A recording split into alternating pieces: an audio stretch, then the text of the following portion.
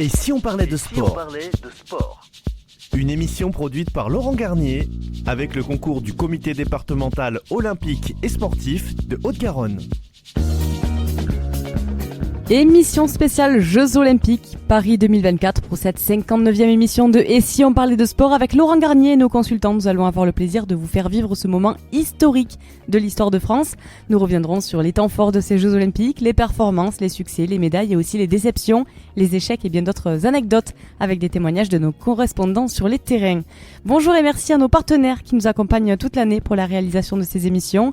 Brigitte Linder présente avec nous aujourd'hui ses équipes du comité départemental olympique et sportif de Haute-Garonne et de Profession Sport Animation 31. Bienvenue aussi à André Lafenêtre, directeur général du magazine Sport Région, et Bruno Hamet, directeur fondateur de l'agence Bellombra, tous deux co-organisateurs de Dialogue Sport qui vont nous accompagner pour ces émissions spéciales Jeux Olympiques et Paralympiques. Pour nous accompagner dans cette 59e émission, nos consultants spécialistes de sport, Cindy Laplace, préparatrice mentale et coach qui a participé à l'accompagnement de sportifs de haut niveau et passionnés de sport, Raphaël Hollard, cavalier et coach de concours complet d'équitation, co-gérant des écuries Mons Équitation, ainsi que Bernard Pujol, notre spécialiste rugby, membre du comité directeur de rugby de Haute-Garonne. Bonjour à toutes et tous et bienvenue dans cette émission. Ils l'ont fait, ce sont les sportifs avant tout, ce sont eux en première ligne qu'il faut saluer, eux sans qui les Jeux Olympiques n'existeraient pas aujourd'hui, quel que soit le décorum, les écrans de fumée et autres frasques, une cérémonie d'ouverture majestueuse dans sa réalisation technique, rien ne doit faire oublier que c'est le sport qui est au centre de cet événement quadriennal. L'image symbolique la plus forte et la plus importante est probablement ce relais de la flamme olympique à des athlètes paralympiques cheminant de concert pour, à leur tour, la transmettre au doyen des champions olympiques, Charles Coste, 100 ans. Ils l'ont fait, car en écho à ce geste empreint de dignité et de respect, la première médaille d'or de ces Jeux pour la délégation française a résonné dans l'enceinte de ce Stade de France mythique. Une victoire sublime d'une équipe de France de rugby à 7 transcendée par un collectif galvanisé grâce à Antoine Dupont magistral. Et c'est de cela que nous allons vous parler dans ces émissions spéciales que nous vous proposerons tout au long de ces Jeux Olympiques et Paralympiques. Nous évoquerons avec tous nos invités les résultats, les différentes disciplines, les victoires et les défaites de nos représentants et bien sûr les médailles françaises. Place au sport! Mais avant le coup d'envoi de cette 59e émission, place à l'avant-match et aux principaux résultats sportifs de la semaine. Et si on parlait de sport? Avant match.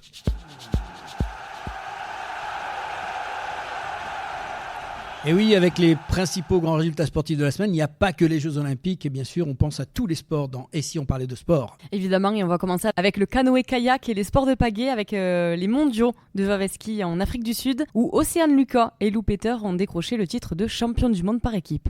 Et il y avait du tennis aussi cette semaine avec le tournoi ATP 250 de Kitzbühel. Notre français et tennisman local Hugo Gaston n'a pas réussi à remporter son premier titre ATP, dominé à la régulière en finale samedi par un Matteo Berrettini en grande forme, 7-5, 6-3. Il y avait aussi un autre tournoi ATP 500, et là c'était à Hambourg en Allemagne, avec le français Arthur Fils, 20 ans, 28e mondial, qui a remporté le deuxième et le plus gros tournoi de sa jeune carrière sur terre battue de Hambourg. Il a dominé le 4e mondial, Alexandre Zverev, 6-3, 3-6, 7-6, après une finale de haut vol longue de 3h33. Passons désormais au basket avec l'Eurobasket des moins de 20 ans. Les jeunes Français, champions d'Europe pour la deuxième année consécutive, ils ont emporté 82-78 face à des solides Slovènes. Et puis un petit clin d'œil, un petit retour au Tour de France quand même pour vous rappeler le vainqueur de ce tour qui est Tadej Pogačar, qui a bouclé le 111e Tour de France par un succès sur le contre-la-montre entre Monaco et Nice. Le Slovène de l'équipe UAE Team Emirates l'a emporté en 83h36 minutes et 56 centièmes et avec 6 minutes 17 centièmes d'avance sur son second,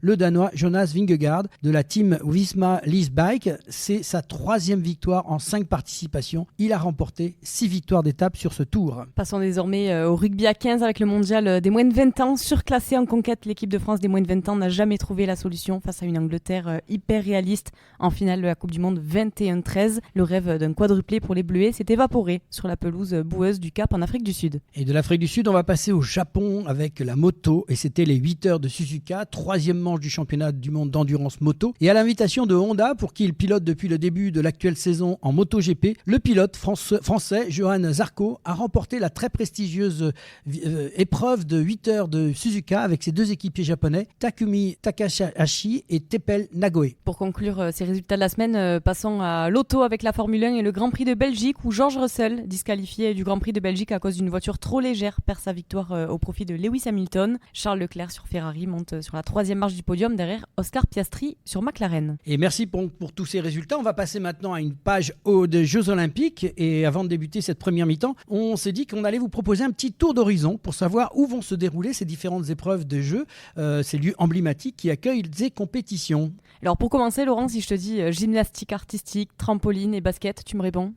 Je te réponds l'Arena de Bercy qui est située dans le 12e arrondissement de Paris. C'est un endroit extraordinaire qui est réservé au sport et à la culture, qui existe depuis de nombreuses années. Il est reconnaissable parce que quand on entre dans Paris, c'est une forme de pyramide. Ce fameux palais omnisport de Paris-Bercy, pour les anciens qui l'ont bien connu, on y jouera les phases de basket en quart, demi et finale. Tout à fait. Et qu'en est-il pour le judo et la lutte ? Alors là, c'est différent.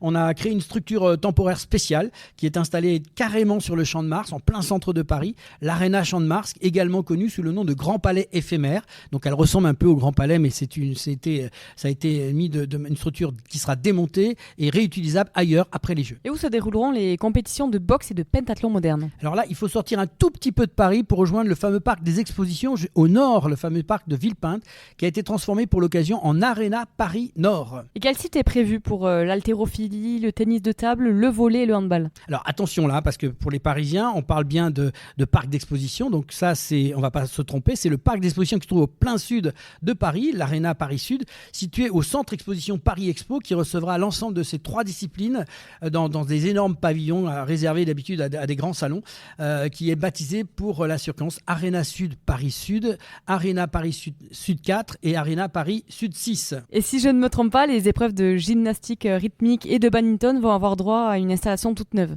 Oui, alors ça c'est à l'Arena Porte de la Chapelle qui a été récemment inaugurée nord de Paris. Ce site qui est conçu et co-conçu continuera à servir de pôle culturel et sportif après les Jeux. Place désormais aux épreuves aquatiques avec la natation artistique, le plongeon et le water-polo. Direction Saint-Denis pour le tout nouveau centre aquatique olympique, seul équipement donc, qui sera pérenne et qui est construit spécifiquement donc, pour ces Jeux. Il est situé très proche du Stade de France. Justement, le lieu idéal pour l'athlétisme et le rugby à 7.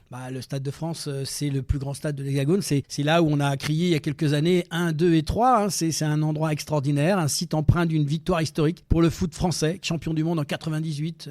Magnifique ce stade. Et quel lieu aurais-tu imaginé pour l'escrime et le taekwondo ? Alors là, sans hésiter, le Grand Palais. Là, c'est de l'histoire, c'est de superbe nef surmontée de sa verrière. On se retrouve un peu comme à l'époque des mousquetaires, construits à l'époque ça a été construit cette grande verrière pour l'exposition universelle de 1900. C'est un vrai clin d'œil à l'histoire et on y voit très bien, on imagine très bien ces combats, aussi bien ces combats d'escrimeurs que des combats de taekwondo où ça demande de la grâce, de la qualité et de la souplesse. Et alors l'une des épreuves des plus anciennes des Jeux Olympiques, c'est le marathon et il prendra son départ de l'hôtel de ville de Paris. Alors là, ils vont se régaler effectivement. Oui, pour arriver, donc ils vont faire tout un circuit. Un marathon, c'est une 40aine de kilomètres, je le rappelle. C'était une des plus vieilles épreuves. C'est un marathon, ça vient de Grèce là-bas. Et donc en fait, ils vont se retrouver à la fin sur l'esplanade des Invalides après un circuit extraordinaire tout autour de Paris, face au majestueux hôtel des Invalides qui accueillera donc l'arrivée des marathons femmes et hommes. Mais aussi, il accueillera cette esplanade des Invalides, les épreuves de tir à l'arc et l'arrivée de cyclistes sur route. Et qu'en est-il pour ces nouvelles épreuves aux Jeux Olympiques que sont le BMX freestyle, le breaking, le skateboard et le basket 3x3 ? C'est simple. La place de la Concorde, c'était l'idéal. C'est un lieu où il existe déjà pas mal de street, comme on dit, sport. Ça a été transformé en parc urbain de la Concorde pour accueillir ces disciplines urbaines. C'est superbe parc qui sera mis en place spécifiquement pour ces Jeux Olympiques. Qu'en est-il pour la plage et le sable nécessaire à la pratique du beach volley ? Alors là, c'est le côté amusant parce que on a décidé de créer un espèce de stade Tour Eiffel sur le Champ de Mars. Imaginez cette grande Tour Eiffel et devant, il y a une espèce de grande esplanade qu'on appelle le Champ de Mars qui va être transformé en arène temporaire pour accueillir ces champions et ces championnes juste en face du Trocadéro, face à la Tour Eiffel, qui offrira une vue imprenable sur les épreuves triathlon et de paratriathlon, ainsi que pour certaines preuves de cyclisme sur route et de natation en eau libre. Et les arrivées du contre-la-montre individuel en cyclisme sur route, ainsi que les épreuves de natation, marathon et de triathlon seront jugées au pont Alexandre III, monument historique de Paris. Oui, tout à fait. Et le tennis et la boxe dans tout ça? Il n'y a pas eu à réfléchir longtemps. À côté, on a ce fameux stade de Roland-Garros, célèbre pour le tennis avec son tournoi annuel du Grand Chelem, qui est également le théâtre de compétition de boxe à l'occasion. Donc, naturellement, les organisateurs n'ont pas eu énormément de recherche à faire pour ces deux disciplines. Passons désormais au hockey sur gazon qui va avoir l'occasion de rehausser son image dans un lieu prestigieux. Comment ne pas citer ce fameux stade départemental Yves des Mémoires? Je rappelle que c'est ce site olympique en 1924, c'est là où se sont déroulées toutes les grandes épreuves et la fameuse cérémonie d'ouverture à l'époque. On ne traversait pas la Seine, là on a simplement fait ça dans ce stade. C'était un stade qui s'est refait une beauté avec des terrains tout neufs, qui servira de siège d'ailleurs à la Fédération française de hockey sur gazon, avec deux superbes, actuellement il y aura 3 terrains et il y en aura 2 qui seront conservés pour permettre à cette discipline d'évoluer. Reste à trouver un lieu pour les compétitions de natation et de water-polo. Là c'est à l'Arena de Nanterre, sous le nom de Paris La Défense Arena, qui a été transformé en piscine olympique pour les compétitions. Toutes les épreuves sportives n'ont pas pu trouver de lieu dans Paris pour évoluer. Il a fallu trouver d'autres solutions à l'extérieur, Pauline. Exemple pour le BMX et le golf. Oui, la ville de Saint-Quentin-en-Yvelines accueillera les épreuves de cyclisme sur piste et de BMX au Vélodrome National, et aussi le golf au Golf National qui est situé à Saint-Quentin-en-Yvelines, théâtre de compétition de golf sur le parcours Albatros. Et oui, alors le pentathlon moderne et les sports équestres ont trouvé un site royal. Effectivement, les chevaux évolueront dans les jardins du prestigieux château de Versailles qui offre un cadre historique. T'imagines, Versailles, les chevaux, on se retrouve, on a l'impression que le roi va sortir dans son jardin et apercevoir tous ces chevaux avec ces concours de dressage. Ça va être un moment fabuleux. Il y avait aussi les épreuves de cyclisme mountain bike ou alors de VTT qui avaient besoin d'un lieu un peu plus technique. C'est la colline d'Elancourt qui a été choisie. Il s'agit du point culminant de la région parisienne qui accueillera les épreuves. Et pour tous les acrobates des montées verticales, l'escalade, sport additionnel de cette 3e Olympiade, l'aviron et le canoë-kayak, où est-ce que ça va se passer? C'est le site d'escalade sportive du Bourget qui recevra les compétitions de ce sport dynamique et moderne, tandis que le stade nautique de Vers-sur-Marne accueille les compétitions d'aviron et de canoë-kayak. Alors pour d'autres disciplines, j'imagine qu'il a fallu s'éloigner un peu de Paris afin de trouver des installations adaptées aux disciplines. C'est le cas d'ailleurs pour le tir sportif. C'est ça, c'est le Centre national de tir sportif de Châteauroux qui sera le théâtre des épreuves accueillant 340 athlètes olympiques et 160 paralympiques. Alors difficile de faire des épreuves de voile sur la Seine, malgré que ça soit un fleuve fantastique, mais je crois que là il a fallu faire direction. Alors il y avait la possibilité de Bretagne, mais il y avait la possibilité dans l'ouest, puis on a décidé d'aller direction du sud, je crois. Un choix logique pour obtenir les meilleures conditions de navigation. Les épreuves auront lieu à la Marina de Marseille, ville renommée pour ses conditions de navigation exceptionnelles et son expertise en matière de manifestations nautiques. Oui, on n'y fait pas que du football à Marseille, Vous voyez, il y a aussi d'autres manières de faire d'autres sports, Pauline. C'est le côté sympa aussi de cette ville bord de mer. Les sports collectifs, le basket et le hand avaient aussi besoin d'espace supplémentaires pour évoluer. Tout à fait, c'est dans le nord au stade Pierre-Mauroy de Villeneuve-d'Ascq près de Lille, une enceinte multisport modulable que se joueront ces épreuves. Oui, on dit souvent on va à Lille, mais non, en fait c'est quand même le Villeneuve-d'Ascq qui a installé ce stade, donc c'est important pour ses habitants qu'on leur donne vraiment le lieu officiel d'où est ce stade Pierre-Mauroy. Alors pour le football, il fallait bien sûr faire appel à plusieurs stades de France. Pauline, tu comprends bien que c'est difficile de jouer dans un même stade, donc voilà, ils ont choisi un certain nombre de stades. Ouais, c'est effectivement particulier pour le tournoi de football olympique. Les matchs de football vont se dérouler dans plusieurs stades à travers la France. Le Parc des Princes à Paris, le stade de Bordeaux, le stade de Nantes, le stade de Lyon, le stade de Marseille, le stade de Nice et le stade de Saint-Étienne. Alors pour la dernière discipline, consigne pas de vagues. Alors le problème quand on dit pas de vagues sur la Seine, c'était donc très difficile de faire venir le surf sur la Seine. Donc il a fallu trouver un lieu qui puisse vraiment être pour les sportifs un vrai lieu de compétition. Oui, le surf fait son grand retour à Tahiti sur la mythique vague de Te Aupo. Il s'agit d'une des plus spectaculaires au monde. Et voilà pour ce tour d'horizon des disciplines. Voilà, si vous avez l'occasion d'aller dans ces différents lieux, vous verrez toutes ces disciplines. C'est unique. On va vivre un moment historique à Paris et puis vous le voyez un petit peu partout en France. Enfin, ce qui est sûr, c'est que ces jeux vont être mémorables. Et maintenant, place à la première mi-temps de cette émission. Et si on parlait de sport avec nos invités Brigitte Linder, Cindy Laplace, Raphaël Hollard, Bernard Pujol, André Lafenêtre et Bruno Hamet. Et si on parlait de sport, première mi-temps.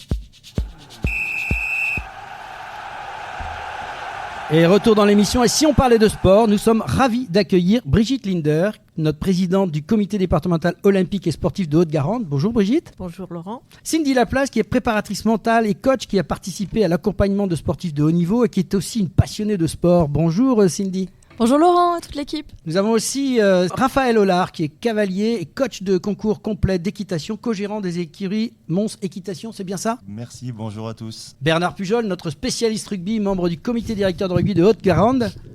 Bonjour à tous. Et nous avons aussi André Lafenette qui est directeur général du magazine Sport Région. Bonjour Laurent, bonjour à tous.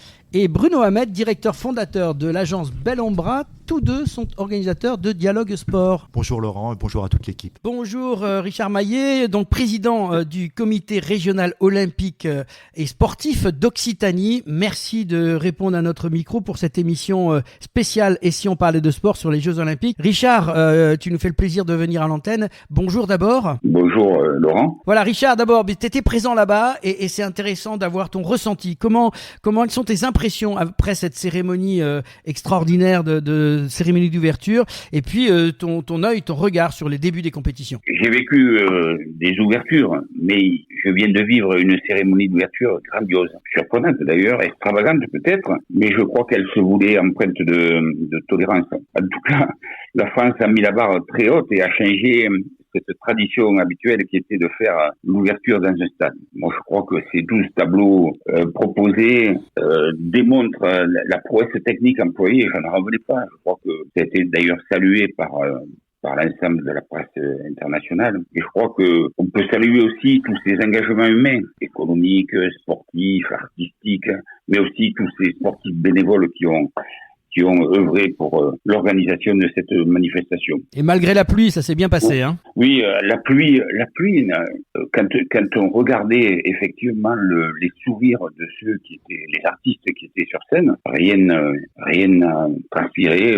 Au contraire, ça a été salué justement parce que c'était quand même un handicap, mais ça n'a pas été vu du moins par les spectateurs et aussi les téléspectateurs. En tout cas, moi, je l'ai beaucoup apprécié. Et ce petit final avec symboliquement la remise aussi de la flamme à ce personnage, le doyen des champions olympiques. Oui, alors c'est vrai que là aussi c'était nouveau parce que la transmission et l'éclairage de la flamme olympique, elle a été faite par un collectif où effectivement anciens et nouveaux champions étaient présents. Et le symbole de ce monsieur de 100 ans qui a été champion et qui a aussi participé à la transmission de la flamme, c'est ça la symbolique de la flamme des anciens, des nouveaux. C'est vrai, c'est aussi sacraliser cet espace-temps où vont se dérouler les Jeux. C'est ça l'ouverture, c'est symbole de tolérance, de paix. Alors justement, on est de cette ouverture rapidement, on est rentré dans ces Jeux Olympiques.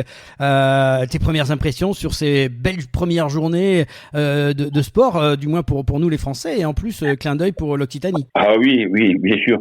Moi, je pense en préambule peut-être que les nouveaux héros porteurs de consensus sont ces sportifs qui sont capables d'ailleurs de rassembler dans ce même lieu une foule considérable. Et lorsqu'ils gagnent, bien sûr, c'est le pays entier qui gagne. Ils confortent la cohésion nationale et je crois que en participant en étant spectateur des Jeux du rugby au JO de Paris, alors c'était vraiment extraordinaire de voir cette ambiance et de voir que effectivement c'était un spectacle sportif qui réunissait une douzaine de nations, puisque on a participé bien sûr à un événement fantastique avec l'équipe de France de rugby à 7 qui a été championne olympique. Et là, vraiment, on a vu un véritable spectacle, l'enjouement qu'était ce sport. Et puis, si on parle des sportifs occitans, quand on regarde qui participait effectivement à cette finale, il y a, je crois, 5 ou 6 sportifs occitans, rugbymen, qui ont participé à cette finale. Tu auras noté quand même que la première médaille qui a été gagnée par une judokate qui est originaire de ta région. Cyrine Boucli, bien sûr. Et oui, et donc ça restera dans l'histoire en fait. Mais ça restera dans l'histoire. Et en même temps, quand on regarde, c'est vrai que les sportifs occitans, et hier la médaille de Léon Marchand aussi, qui a fait une preuve qui a été stratosphérique, de voir ce garçon gagner avec 6 secondes d'avance, ou 4 secondes, je sais plus. Enfin, c'était fabuleux. Et effectivement, c'est ça un peu l'héritage. C'est pour notre jeunesse de dire oui, effectivement, demain, 1 jeune sur 4 fera beaucoup plus de sport, un Français sur 4 aussi, je crois que c'était un sondage qui disait ça, vont effectivement faire beaucoup plus de sport. C'est ça l'héritage. L'héritage, bien sûr, c'est les stades.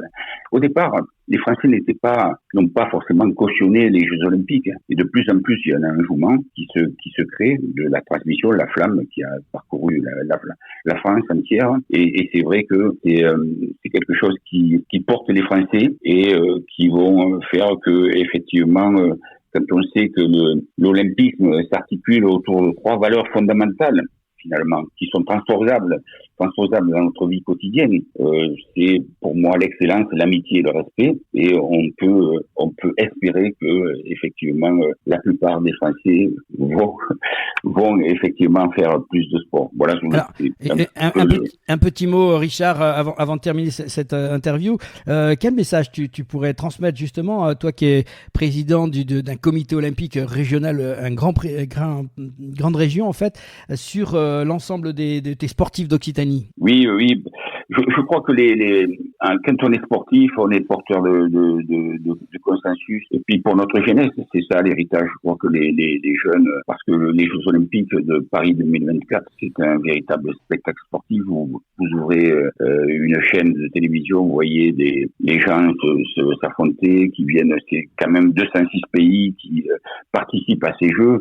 Je parlais tout à l'heure d'Antoine Dupont, parce que c'est un héros national. Vous vous rendez compte, il a été même, je disais, critiqué par une radio. En même temps, je me disais, pourquoi ce garçon a quitté l'équipe du KS? Non, il a voulu une médaille olympique, c'est le Graal. Regardez cette vététiste qui a été 12 fois championne du monde, qui a voulu à tout prix gagner une médaille d'or olympique. Elle y est arrivée, persévérance, et elle a continué parce que effectivement elle voulait cette médaille. Et je crois que c'est modèle pour notre jeunesse.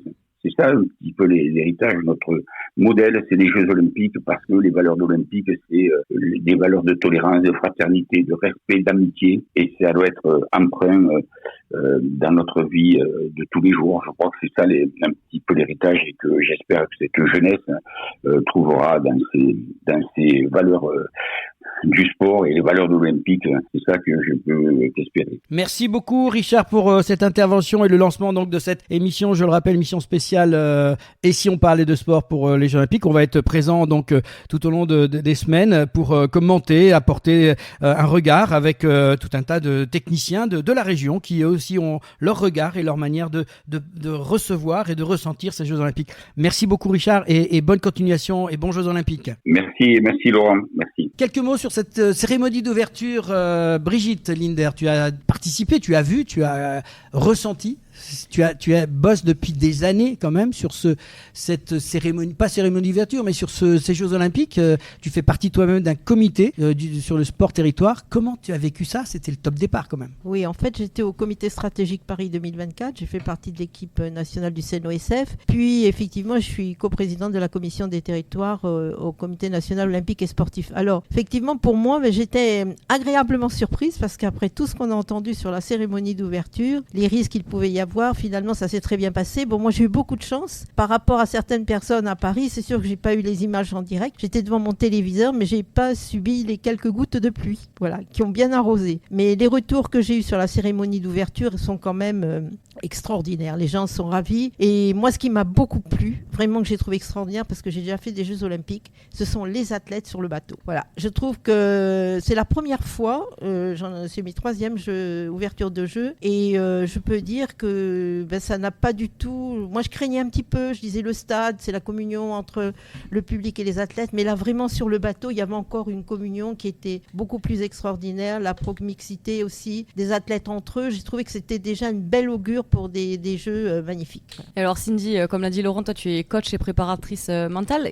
Qu'est-ce que tu as pensé de cette cérémonie d'ouverture? Alors, je rejoins Brigitte, en effet, sur le côté stade auquel on était habitués. Les sportifs avaient tendance à redouter le fait de marcher, de piétiner pendant pendant des heures, là où il piétinait entre guillemets sur un bateau. Mais le bateau était très symbolique de on embarque, on est tous sur le même bateau. Il y avait cette symbolique-là finalement que j'ai trouvé très belle. Je pense qu'il y a plus d'athlètes qui ont pu y participer plus que dans un stade finalement. Et l'objectif c'était finalement on a une belle capitale, donc ils ont pu communier avec l'intégralité du public qui était présent aux places, mais aussi ceux qui étaient sur les balcons. Ils ont pu profiter de notre belle scène, de notre belle capitale. Moi j'ai trouvé que c'était une cérémonie à la hauteur de notre belle France. Ouais, comme disaient certains, c'était une ambiance de ouf, ce qu'on a entendu auprès des jeunes. On va passer à Raphaël. Alors, c'est difficile de mettre des chevaux sur les bateaux. Il y a peut-être moins de cavaliers qui ont pu venir sur les bateaux. Comment toi tu as vécu cette cérémonie ? Moi, je l'ai trouvée vraiment magnifique, porteuse de valeurs, très ambitieuse sur ce sujet-là. Et évidemment, vous avez tous remarqué que c'est une cavalière qui a amené le drapeau olympique. Donc forcément, pour le cavalier que je suis, c'est sûr que ça m'a parlé.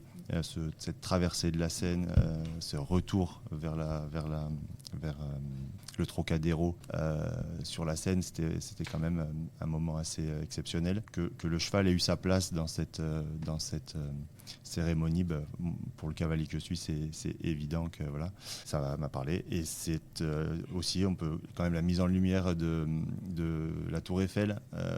Ça paraissait, on avait l'impression qu'on avait déjà tout vu, la Tour Eiffel en bleu, blanc, rouge, la Tour Eiffel qui scintille, la Tour Eiffel, et là on était encore dans quelque chose de supérieur.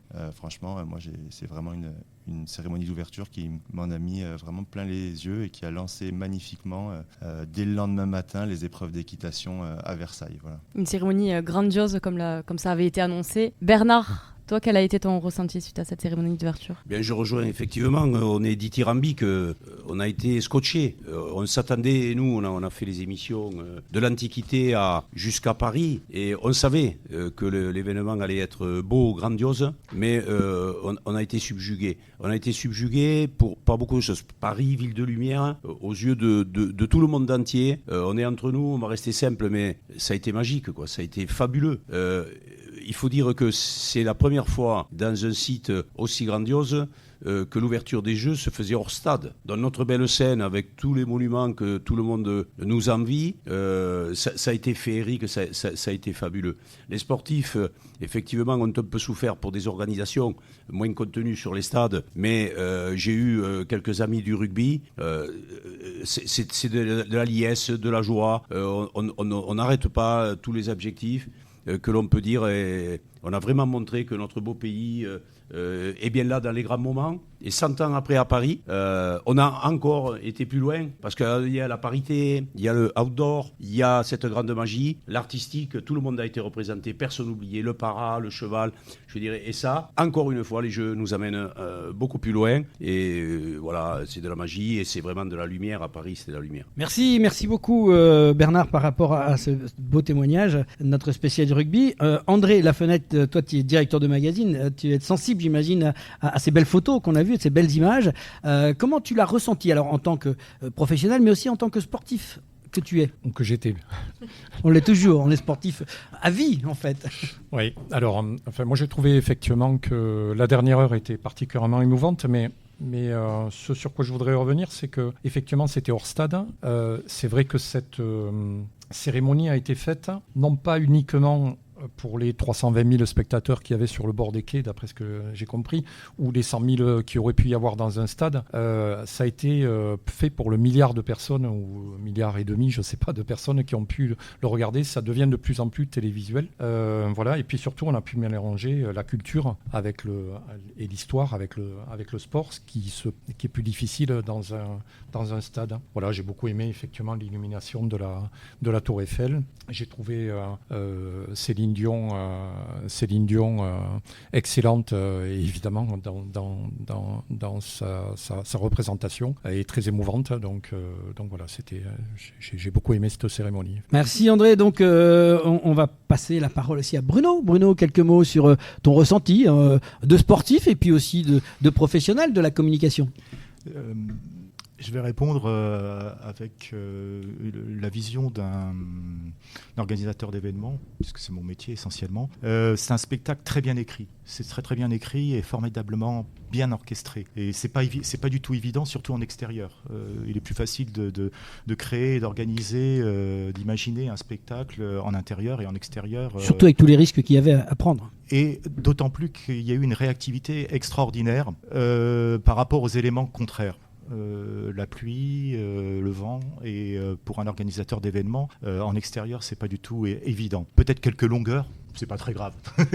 C'est pas très grave, ça arrive dans tous les événements, dans tous les spectacles. Il y a aussi quelque chose qui est essentiel, c'est ce mélange de modernité et de clin d'œil à l'histoire. Voilà, ils ont réussi cette symbiose et c'est pas du tout évident. On regarde la conciergerie. C'est vrai que mettre un groupe de hard rock, là on est dans la modernité, et puis sur une scène en fait historique, sur une partie de notre histoire qui est la Révolution, c'est vraiment très très bien fait et c'est une réussite. Merci. Alors on va passer de ce monde-là féerique, on va dire, avec cette fameuse tour Eiffel qui s'est embrasée et derrière cette flamme aussi. C'est original d'avoir cette flamme qui s'élève dans le ciel et qui va pouvoir perdurer pendant tous les Jeux Olympiques. J'aimerais vous ramener sur le terrain maintenant parce que rapidement on a été pris dans l'enjeu et il s'est passé plein de choses très vite. On a une médaille très vite, d'ailleurs un petit cocorico localement pour l'Occitanie, puisque la première médaille qui restera dans l'histoire, c'est cette jeune fille au judo, Shirin Boukli, qui a décroché cette médaille de bronze. Comment vous avez vécu cette première? Vous avez regardé, je pense, un petit peu tous, donc n'hésitez pas à me dire un peu, de lever la main. Comment vous avez vécu cette première médaille en judo, puisque c'est le judo qui a inauguré tout ça? Moi, je l'ai trouvée belle parce qu'elle est allée la chercher.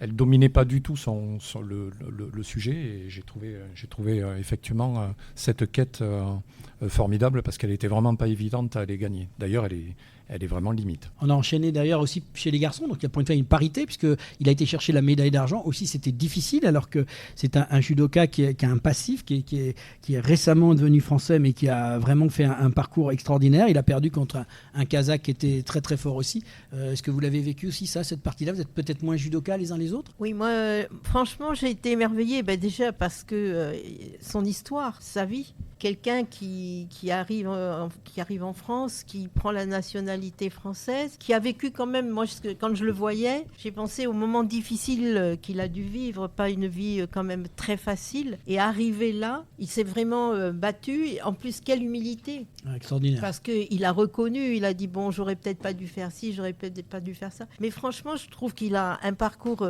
extraordinaire, et moi je trouve que ce début est quand même fabuleux pour l'ensemble de nos jeunes, parce que faut savoir quand même que d'être un athlète de haut niveau, je crois que certains d'entre nous l'ont été, c'est quand même très compliqué, ça demande beaucoup d'efforts, donc de temps pris sur la vie personnelle, la vie de famille, et ce moment des Jeux Olympiques, c'est quand même quelque chose d'extraordinaire. Et moi, il y a quelque chose qui m'a marqué, alors je vais peut-être un peu en avant dans l'émission, mais c'est cette jeune athlète, donc je sais plus si elle était japonaise, dans le judo, ces cris de détresse. Mais combien je me suis mis à sa place, parce que des années d'efforts, elle a quand même eu beaucoup de titres, et en quelques secondes, tu te retrouves par Ippon, elle s'est retrouvée. C'est le principe du judo, mais il faut savoir aussi qu'il y a la culture japonaise derrière tout bien ça. Sûr, mais bien sûr, c'est ça qu'il faut voir. Il y a tout un peuple derrière elle, et c'est là que ça nous fait réfléchir, parce que c'est la culture japonaise, et c'est là de dire que même le sport, la compétition n'est pas vécue partout de la même façon dans tous les pays, et c'est là qu'il faut respecter. Et finalement, ça nous fait prendre conscience de beaucoup de choses, et j'ai trouvé ça extraordinaire. Et justement, je rebondis là-dessus sur les attentes. Toutes les caméras du monde entier étaient braquées sur ces premières sessions des Jeux Olympiques, en fait. Et ils étaient en France, avec le public français. Quand on entendait beaucoup les commentateurs, mais on entendait le public qui les poussait. Moi, de l'extérieur, c'était assez stressant presque. On avait envie qu'ils en terminent, et on avait envie qu'ils aillent chercher cette médaille, mais jusqu'au bout, on était tendus et on espérait que ça aille en leur faveur. Donc forcément, ils ouvrent, et à jamais, ce sera les premiers sur cette compétition des Jeux Olympiques de Paris à avoir eu cette médaille de bronze, et bravo à eux, parce que l'attente, même sur ce jeune homme, était importante. Hein. Oui, énorme. Vous allez pouvoir aussi tous réagir. On a parlé du judo, mais on va parler aussi de la première médaille d'or de la délégation sélection française et ça s'est passé au rugby à 7 où l'équipe de France portée par Antoine Dupont décisif a réussi l'impossible. Oui, a réussi l'impossible en renversant les doubles champions olympiques fidjiens en finale au Stade de France samedi 28-7. Bernard, quel est ton ressenti suite à cette victoire en finale? Le ressenti, il y a plus que du ressenti parce que évoluant dans le rugby et pour parler du 7, qui est une culture, puisque nous on est foncièrement dans le rugby à 15. Bien sûr. Notre maison mère, c'est le rugby à 15. Donc le 7 olympique est devenu. On l'a accueilli à la Fédération française du rugby et bien sûr avec grand bonheur. Et il faut savoir qu'il y a eu de très très gros efforts ces dernières années, ces 4-5 dernières années, parce qu'on n'existait pas forcément dans cette discipline pour plusieurs raisons. Les pros, l'appartenance, la propriété du joueur, les ligues, les clubs pros ne pouvaient pas déléguer. On a aussi le problème du nombre de compétitions, du jeu par lui-même et de la préparation, puisque un joueur à 15 n'est pas un joueur à 7 dans sa préparation, dans son cardio, dans sa vie de tous les jours. On a investi sur le rugby à 7 il y a 4-5 ans. On n'était pas forcément invités, puisque l'hémisphère sud, les Fidji, le Pacifique rayonnaient, dominaient, parce qu'ils sont, dans leur constitution, faits pour. Ils jouent sur la plage, ils aiment cet espace de liberté. Donc on y est rentré, on a investi humainement, dans la quantité. Quand on voit un Jérôme Daré, il faut le saluer, Jérôme Daré. Il a fait un boulot énorme. Et donc, Jérôme Daré, qui est le manager donc, du groupe Rugby à 7, un homme discret, vous avez pu le voir, il a laissé beaucoup d'espace au groupe et aux joueurs. Et cet investissement, actuellement, s'est accéléré. Nous avons été champions du monde cette année par les tournois, le World Tour que vous connaissez, de mieux en mieux, et jusqu'à effectivement atteindre l'objectif global de cette médaille olympique at home. Donc là, effectivement, le rugby à 7 va complètement basculer. Tout le monde maintenant a découvert le rugby à 7. Il est français. On est une grande nation du rugby à 7. Vous avez vu la liesse, la joie dans les tribunes. Et ça va véhiculer effectivement encore plus fort. Et puis les jeunes vont venir à notre pratique par le jeu à 7 et le rugby à 7, qui est quand même plus ludique, un peu moins compliqué et qui correspond plus à une envie de jeunesse et de public nouveau. Alors toi, mon cher Bernard, qui est un grand spécialiste du rugby, il y a quelqu'un à qui j'ai beaucoup pensé, c'est Bernard Lapassé. Ah oui.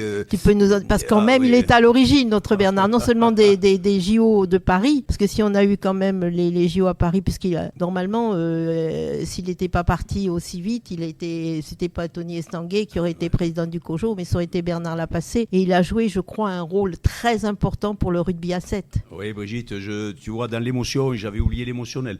On parlait de rugby, de structure, effectivement. Saluons Bernard Lapassé, ce grand homme du sport que nous avons eu la chance d'avoir dans le rugby, ce gars de Bigorre, de Loïc, était un grand monsieur, un grand patriote, un grand monsieur français au-delà du sport, un humaniste, un visionnaire. Il a beaucoup investi sur le 7, il a cru effectivement à ces nouvelles donnes d'activité, parce qu'il voyait effectivement le développement sous une autre forme, la mondialisation du sport, un autre public, une autre approche du sport qu'on avait du mal dans notre traditionnel rugby à percevoir. On est un peu conservateur, ou beaucoup, comme vous le savez. Et puis effectivement, tu l'as cité, j'allais pas l'oublier, Bernard, c'est quand même il y a 10 ans, Bernard Lapassé, c'est monsieur Jeux Olympiques Paris 2024. On ne l'a pas oublié. Brigitte, merci, j'allais pas l'oublier, mais j'allais omettre. J'étais parti sur un autre vecteur sportif. Alors si on le laisse parler, Bernard, on passe 3 émissions et en fait il y a plein de choses à dire et j'aimerais voir. Voilà, le rugby est bien sûr, on est dans la région du rugby, mais on a aussi plein d'autres choses. On avait une autre médaille aussi d'argent sur la première journée, qui était une médaille d'argent. Oriane Malo-Breton qui remporte cette médaille d'argent à l'épée. Est-ce que vous avez regardé comment vous avez vécu ça? Ça s'est terminé assez tard et j'ai trouvé aussi que c'était assez passionnant. Est-ce qu'il y a quelqu'un qui veut intervenir sur l'escrime?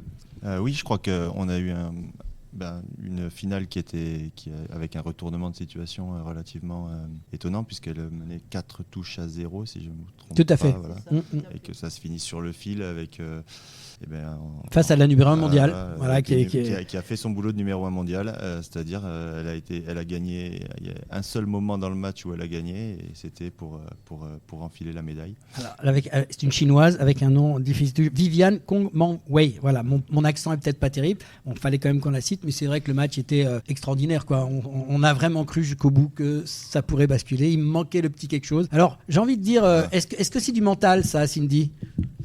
Qu'est-ce qui manquait à cette jeune femme pour aller chercher l'or? Parce qu'elle a touché, il manque pas grand-chose, quoi. Alors, je pense qu'elles ont fait toutes les deux un choix. À la fin, elles ont attendu que le temps passe pour aller à la mort subite. Enfin, clairement, ça se voyait. Donc, je pense qu'à partir du moment où elle fait ce choix-là, c'est qu'elle l'assume et qu'elle l'accepte. Et elle sait que face à elle, elle a la meilleure du monde qui potentiellement peut la prendre sur une touche. Quand elle mène 4-0, il y a une pause, elle va discuter avec son entraîneur. Il y a mon mari à côté et je lui dis, je la trouve très étonnamment, très calme. Je la connais pas, hein. Donc juste de mon regard, je me suis dit, oula, ça a été juste un ressenti comme ça, fondé juste sur son non-verbal. Je me suis dit, bon, on va voir la suite. Et après, forcément, ça a commencé à nous inquiéter parce qu'elle s'est vite fait remonter. Et il y a eu, à la fin, je me suis dit, bon, c'est maintenant qu'il faut qu'elle y aille, en fait. Parce que elle avait encore le temps d'être touchée et de retenter de toucher assez rapidement, de se remettre en garde. C'était jouable. Elle a voulu partir à la mort subite. J'espère surtout pour elle qu'elle le regrette pas et qu'elle l'assume pleinement. C'est un jeu, c'est un risque. J'ai trouvé assez intéressant parce que elle revient dessus, elle débriefe, elle reconnaît une erreur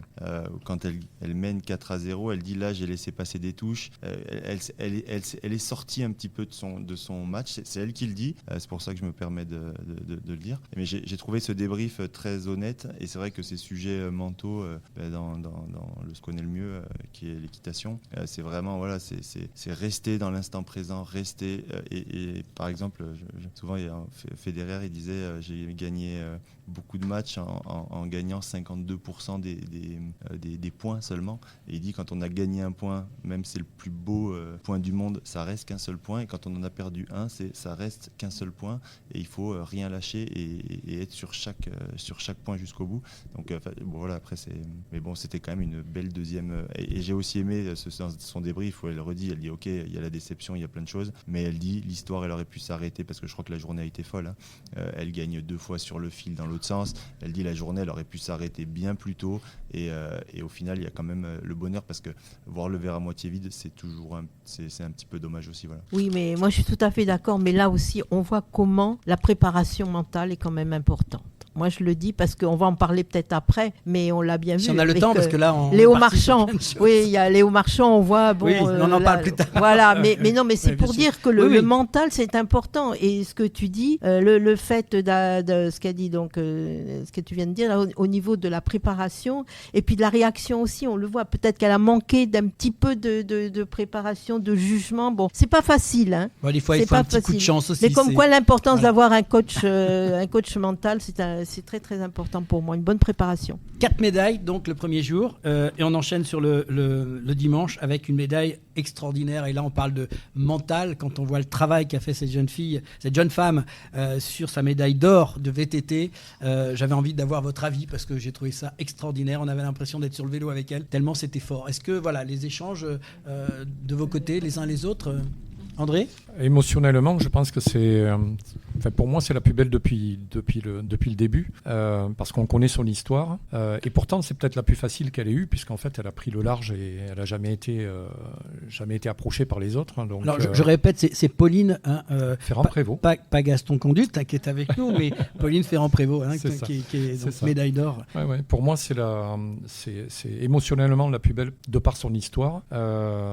Et pourtant, c'est pas la plus belle sur le plan de la bagarre, parce qu'en fait, elle a tellement dominé les autres qu'il y avait peu de suspense finalement à la fin, à part un accident qui aurait pu arriver, malheureusement qui est arrivé à sa collègue.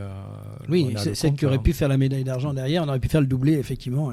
Bon, grâce, d'après les dernières infos, elle va bien, elle n'a pas eu trop de choses graves, mais effectivement, elle s'est mise à la bagarre parce qu'elle a été poussée probablement par Pauline Ferrand-Prévôt qui a mis le coup d'attaque. Elle a voulu suivre et peut-être que là... Tout à fait, elle était en train de craquer, elle était probablement un petit peu fatiguée, malheureusement elle a fait l'erreur, ça arrive à n'importe quel sportif.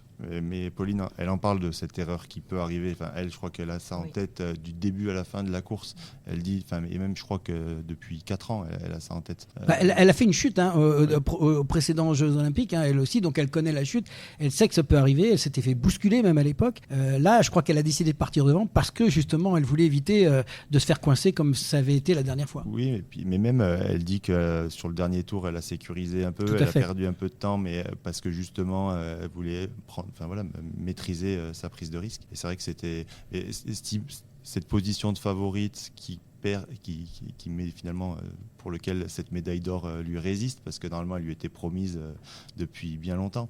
Mais je trouve que c'est clair que l'histoire est encore plus belle. Oui, et c'est vrai qu'elle avait quand même, justement, avec ce que tu viens de dire, c'était quand même de la pression de cette médaille d'or qu'elle attendait.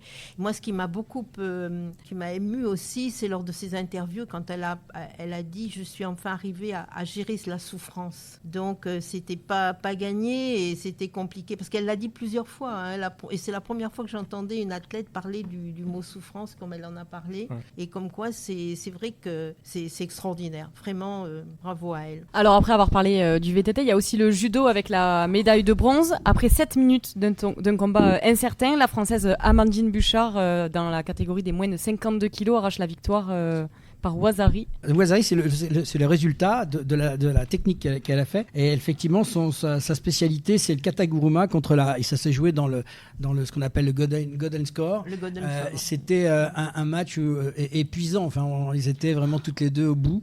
Elle a été chercher cette médaille de bronze, sachant qu'elle venait pour la médaille d'or, puisqu'elle avait déjà gagné par le passé. Et c'était difficile. Elle a eu du mal à se remettre en selle pour aller chercher cette médaille de bronze.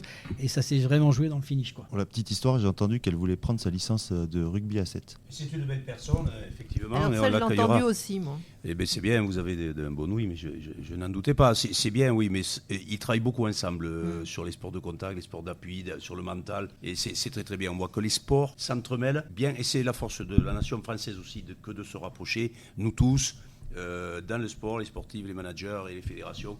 Et on en est là grâce à tout ça. Alors, du judo, on passe à l'escrime parce qu'on a plein de médailles qui sont arrivées. On vient d'en avoir quelques-unes. Pauline vient de me les noter à l'instant, là. Donc, il y avait l'escrime avec Yannick Borel aussi qui a fait un bon parcours. Face au japonais Koki Kano, il accroche sa première médaille au jeu individuel. Et puis, je vais faire un saut tout de suite parce que je pense que ça, vous voulez vraiment en parler. Et c'est l'ambiance de folie qu'on a vécue avec ce Léon Marchand. Donc, je pense que ça, on va peut-être avoir un écho de chacun. Sacré champion du monde du 400 mètres 4 nage. On l'attendait, il l'a fait.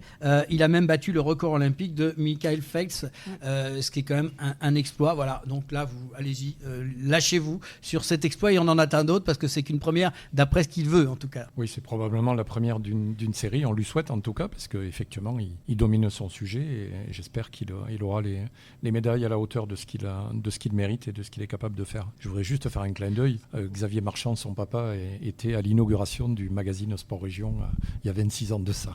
Voilà, c'est dit. Sport Région, le magazine d'André. Je vais vous couper parce que je sais qu'une des invitées qui est avec nous va partir. Je voulais lui poser une question qui me paraissait importante, Cindy, avant que tu nous quittes. Et malheureusement, parce que je comprends, il s'est passé quelque chose aussi. On a parlé des médailles, mais je voudrais venir sur la gymnastique qui interroge tout le monde. Il s'est passé quelque chose qu'on a du mal à expliquer. Toi qui es préparatrice mentale, qui est derrière les champions, tu prépares. Est-ce qu'on peut comprendre comment un collectif craque d'un seul coup comme ça? Alors, il y a toujours des facteurs déclenchants. Il y a sûrement eu quelque chose qui aujourd'hui s'expliquerait par une chute de Marine sur le dos. Donc, si c'est le cas et qu'il y a pu avoir une immense peur de ses coéquipières pour sa santé physique, mais aussi une peur de leur performance qui après risquait d'être entachée par une chute et potentiellement l'absence de Marine. Ça, c'est les faits qui ont été dits. Dans tous les cas, une compétition de cet ordre-là, tu peux la préparer en imaginant justement des scénarios catastrophes, de manière individuelle, mais aussi de manière collective. Tu as des entraîneurs, tu as des team managers, et c'est leur rôle de protéger l'équipe. Il y a une situation, normalement de suite, tu peux en débriefer pour poser l'émotionnel qui peut nous galvaniser ou nous inquiéter, pour que la seconde ou les 10 minutes qui suivent, elles puissent se remobiliser pour faire leur performance. Parce que ces gymnastes, elles sont entraînées depuis des années et elles sont excellentes. Et elles auraient pu briller. Donc je pense qu'il y a juste un delta entre ce qui s'est passé et ce qui aurait dû être fait pour qu'elles puissent se sentir prêtes à performer. 2 chutes, c'est anormal à ce niveau-là. Même elles sont passées complètement à côté et j'ai une forte pensée pour elles parce que c'est tous les 4 ans. Donc elles savaient que c'était cette opportunité-là. C'était à Paris, chez elles. Exactement. Donc là, il y a à digérer ça et ça va être très compliqué pour elles. Donc j'espère qu'elles seront vraiment bien accompagnées. Mais oui, il y a toujours des aléas dans des compétitions de cet ordre-là et c'est en amont que ça se travaille, ces aléas. Pour que justement elles restent le moins perturbables possible. Parce que là, elles sont qualifiées nulle part. départ, alors qu'on les attendait en individuel aussi. Il y a aucune, Il y a les techniques du switch. On en avait parlé sur une émission précédente, mais il y a une technique du switch qui te permet, à l'espace d'une fraction de seconde, de basculer, de laisser de côté et au moins de focaliser sur, c'est de l'ordre d'une minute 30 un passage. Donc elles sont tout à fait capables, et techniquement et physiquement et mentalement entraînées, de passer au-dessus toute information compliquée à digérer. Parce que là, vraiment, tout le groupe a raté cette compète, quoi. C'est incroyable. Alors il y a aussi une chose, c'est que socialement aujourd'hui on regarde sa coéquipière et on l'encourage. Sauf que à la poutre, à la barre, où vous voulez, au saut, quand il y a une chute, on a des neurones miroirs et on la voit chuter. Donc du coup inconsciemment ça va nous amener plus facilement dans une chute. Donc quand on est sur ces niveaux de performance, des fois ça se dit assez peu, mais avec certains sportifs, ils font semblant de regarder. Ils les soutiennent moralement, mais ils font semblant de regarder parce que s'il y a une chute du cheval, de la gymnaste, de ce que vous voulez, ça peut avoir une conséquence psychologique pour la suite. Et on veut être excellent et performant ce jour-là. Donc des fois, ça demande des sacrifices, qui est de ne pas regarder la coéquipière. Cindy, merci pour cette analyse. On va te dire au revoir et à bientôt. On sait que on doit te libérer et on va continuer dans quelques instants cette émission. Alors on va revenir sur les autres médailles. Il y a aussi en équitation, on a eu une médaille d'argent pour les Bleus avec le concours complet. Si je ne me trompe pas, c'est l'épreuve reine de l'équitation. Bien sûr, c'est l'épreuve reine de l'équitation. Enfin, en tout cas, à mes yeux, c'est évident. Il ne va pas dire autre chose. Il est coach du concours complet, Raphaël. Donc, passionné. Et on sent la passion. Mais il a raison. Alors, je demande, qu'est-ce que tu peux nous dire sur cette médaille des Bleus, mais aussi sur le fait que ça se passe à Versailles? C'est quelque chose d'extraordinaire. C'est un événement qu'on attendait tous. En plus, il y a un petit teasing. On avait des images du parcours de cross depuis quelques jours qui arrivaient au compte-gouttes. Cette tribune qui s'installait au bout du Grand Canal. Il faut se rendre compte qu'en plus, ils ont travaillé avec les monuments historiques pour avoir le droit de faire passer le gué dans un monument historique. Ils ont eu les accords. J'ai demandé la parole au roi quand même parce que vous étiez dans son lieu. C'est important.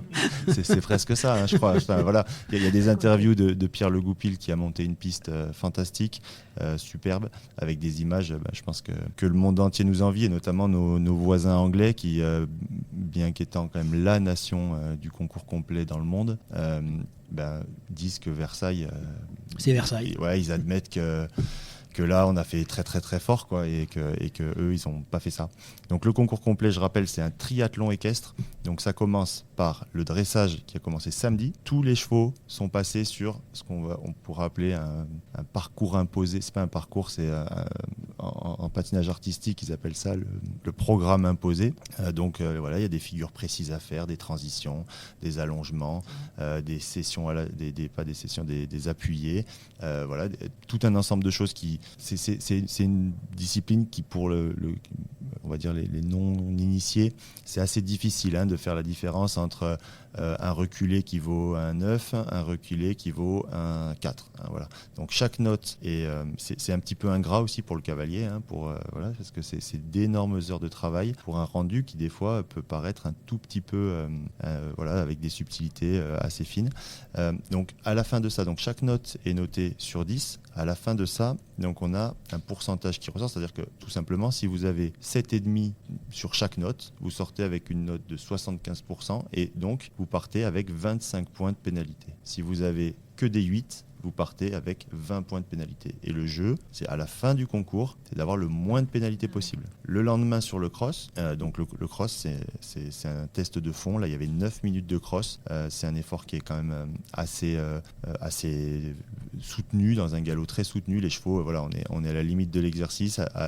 Pour rentrer dans les 9 minutes 02 du parcours de Versailles, il y a quelques couples qui ont été capables de le faire, mais forcément, ça demande une certaine prise de risque. Alors, pas une prise de risque au point de tomber ou autre, mais de passer à côté d'un obstacle, parce qu'il y a deux choses qu'il faut dans ce cross-là, c'est franchir une quarantaine de sauts. Donc il y a des sauts qui sont spectaculaires par la taille, mais il y en a qui sont très techniques à sauter. Par exemple, il y a des sauts où il y a moins de 90 cm de front. Vous imaginez, vous arrivez à 600 mètres minute, donc à presque 40 km/h, sur un obstacle dont le front est très étroit, c'est quand même très précis.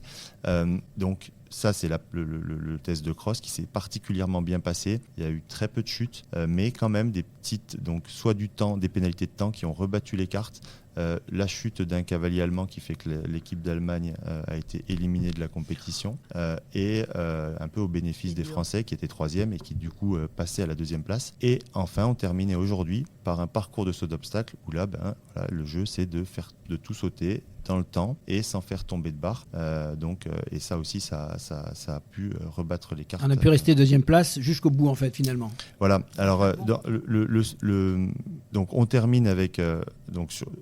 l'équipe de France termine seconde derrière la Grande-Bretagne et fait historique. La 3e place revient au Japon.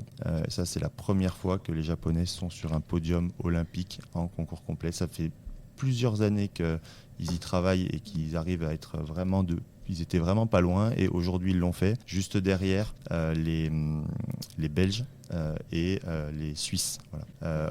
Les Japonais, petite question quand même pour nos auditeurs. Les Japonais sont venus avec leurs chevaux du Japon. Ils ont fait le transport. Comment ça se passe ? Pas tout à fait. Alors il se trouve qu'ils s'entraînent beaucoup en Europe. Souvent ils partent sur des projets 100% sports équestres pour une durée qui va être 4-8 ans. Et ils sont basés dans des écuries soit françaises, soit anglaises.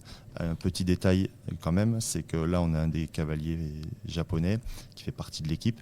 Il montait Vinci de la Vigne. Vinci de la Vigne, c'est un cheval qui a été formé, qui a fait les championnats du monde avec un certain Astier Nicolas. Astier Nicolas qui est donc vice-champion olympique et champion olympique par équipe à Rio. Petite dédicace parce que il vient de juste à côté d'ici, Balma, Quinte, sa maman habite ici, voilà. Et donc c'est sûr que il y a tout ce système là et là malheureusement Astier a pas pu participer à ces Jeux Olympiques parce que son bon cheval n'était pas tout à fait à 100%. Il était qualifié, il était dans la longue liste, il avait 2 chevaux dans la longue liste. Il y a celui avec lequel on espérait le voir à Versailles qui n'était pas parfait. Il a fait un cross où il avait déféré. Ça a été un petit peu... Il manquait pas grand-chose, mais ça n'a pas pu le faire. Et le 2e cheval, malheureusement, n'était pas aussi compétitif que les autres cavaliers qui ont été choisis. Alors, dans les autres médailles, il y a le tir à l'arc avec le trio d'archers français qui a pris la médaille d'argent en s'inclinant face à la Corée du Sud. Il y a aussi le VTT cross-country. On l'a vu avec Pauline Ferrand-Prévot, mais chez les hommes, il y a Victor Koretsky qui a eu la médaille d'argent derrière Tom Pitcock. Et en judo, Sarah Léonie Sizik qui décroche la médaille de bronze dans la catégorie des moins de 57 kilos. Si vous voulez réagir à une de ces médailles. Alors c'était dans l'après-midi que ça s'est passé et on attend encore quelques médailles encore dans la soirée. Est-ce que vous voulez intervenir encore sur ces... Nos employeurs ne nous ont pas donné l'autorisation de regarder les matchs cet après-midi. C'est pour ça qu'on est très mal placé autour de la table. On pourra commenter demain cet après-midi, mais là ça a été très compliqué aujourd'hui. On va en parler à la présidente du comité olympique départemental. Peut-être qu'elle pourra faire quelque chose dans l'avenir. En tout cas, merci pour cette première mi-temps. On va s'arrêter sur cette première mi-temps et reprendre dans quelques instants pour la deuxième mi-temps. Et si on parlait de sport, la chronique.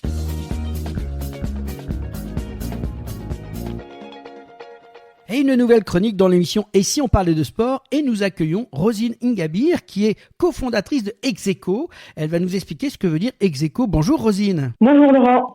Alors, tu es cofondatrice avec Morgane Thomas d'une recyclerie du sport, Execo. Qu'est-ce que tu peux nous en dire un peu plus sur cette association dite particulière finalement ? Très bien, mais déjà merci de me recevoir. Alors, par rapport à Execo, donc c'est la première recyclerie du sport à Toulouse. Donc, pour bien expliquer, parce que ça peut prêter à confusion le terme de recyclerie, nous, on ne recycle pas, on est vraiment dédié à la collecte et à la revente à petit prix de matériel de sport. D'accord. Alors, Execo, il y avait un petit clin d'œil avec Execo, ou c'est un jeu de mots. Qu'est-ce que vous avez créé avec ce petit mot Execo ? Très bonne question également. Donc, nous, le mot Execo nous a beaucoup inspiré pour le donner donc à l'association. Donc nous, l'idée, c'est vraiment de se dire, face au contexte actuel du climat qui évolue, du besoin d'accès au matériel de sport, de pratiquer le sport, on a voulu mettre tout le monde à égalité. Et donc nous, le terme Execo nous semblait très bien pour porter la mission de l'association. D'accord, on est toujours un peu dans le domaine du sport, hein. Ex-aequo, ça peut arriver. On a des exemples dans le sport où deux sportifs peuvent arriver à égalité, donc c'est Exactement. super. Voilà, très bien. On a un bel exemple avec ce qui s'est passé au saut à la perche aux derniers Jeux Olympiques où les deux derniers ont fini sur la même marche. Voilà, c'est un petit clin d'œil au jeu et on est dans l'ambiance. Qu'est-ce qui t'a donné envie en fait avec Morgane de créer cette entreprise? Alors donc Ex-aequo en fait c'est vraiment une association, même si on a vraiment cette dynamique et cette volonté de la développer en créant des emplois, etc. Donc avec Morgane, on s'est rencontrés dans le sport, donc toutes les deux on est très sportives. Elle, plutôt sport plein air, sport de montagne et sport plaisir. Moi, plutôt toujours sport de plein air avec du rugby et plutôt compétition. Et on s'est rendu compte que toutes les deux, on avait cette sensibilité à la transition écologique, donc à consommer plutôt de seconde main, et notamment pour le sport. Et il n'y avait pas forcément de solution pratique à Toulouse. Par contre, il y avait déjà des recycleries du sport dans d'autres villes de France, notamment la recyclerie sportive à Massy, et on s'en a inspiré donc pour lancer Ex-aequo à Toulouse avec vraiment cette volonté que ça soit accessible à tout le monde, que ce soit les familles pour leurs enfants, les adultes, et donc de proposer des articles de sport en bon état d'usage à petit prix. Alors justement, la question importante, c'est comment ça marche? Alors chez Ex-aequo, il y a la première étape, donc où on reçoit le matériel de sport, donc c'est du don. Généralement là, c'est parfait, c'est laissé, on a fait du tri dans ses affaires, on va grandir, on change de sport, et donc l'idée c'est que ces affaires-là se retrouvent chez Ex-aequo sous format de don. On n'achète pas, on fait pas de dépôt-vente. Nous, c'est vraiment ce côté associatif solidaire. Après, avec les bénévoles, on va voir si les affaires sont en bon état d'usage. On fait une dernière vérification, des nettoyages avant de les mettre en boutique. Et en fait, en boutique, quand vous venez, on a fait l'effort de classer les articles selon leur état. Donc, il va y avoir les athlétiques, c'est les affaires qui sont en très bon état, quasiment neuf. Ça va être donc, il y a la section forme olympique, très bon état, quasiment neuf. Les athlétiques, on voit que ça a été un peu utilisé, mais ça peut tenir encore la saison. Et après, les essoufflés, c'est des affaires qui ont déjà servi, mais qui peuvent être idéales si on veut tester. Par exemple, faire une partie de tennis avec les amis, au lieu d'acheter une raquette neuve, voilà, à 2-3 euros, on peut trouver une raquette chez Ex-aequo pour s'amuser entre amis. Et aussi pour équiper ses enfants à la rentrée. On sait très bien, on le voit aussi dans l'association, que les enfants s'agrandissent très vite. Et, oui. Et donc, pour les familles, on a vraiment un rayon enfant multisport, des crampons, des kimonos, des affaires de natation et bien sûr des accessoires, les sacs de sport, etc. Ouais, donc il y a beaucoup de parents qui vont se reconnaître dans ce que tu nous dis. Effectivement, qui n'a pas connu la rentrée scolaire avec ou le kimono trop petit ou le maillot de bain pas dans les tons. Voilà, je pense que c'est une belle idée. Il faut la creuser. Donc petit appel qui est lancé à toutes les personnes qui ont chez eux du matériel dont ils n'utilisent plus, plutôt que de le jeter ou de le mettre à la déchetterie. Il y a ce qu'on appelle une recyclerie, pas tout à fait le terme recyclerie, mais il y a Ex-aequo maintenant sur Toulouse, donc n'hésitez pas à vous rapprocher de Rosine et de Morgane. Alors, en quoi Ex-aequo justement favorise la pratique du sport? Justement, nous en fait, on s'est rendu compte que des personnes souhaitaient faire du sport et il y avait ce frein en fait financier.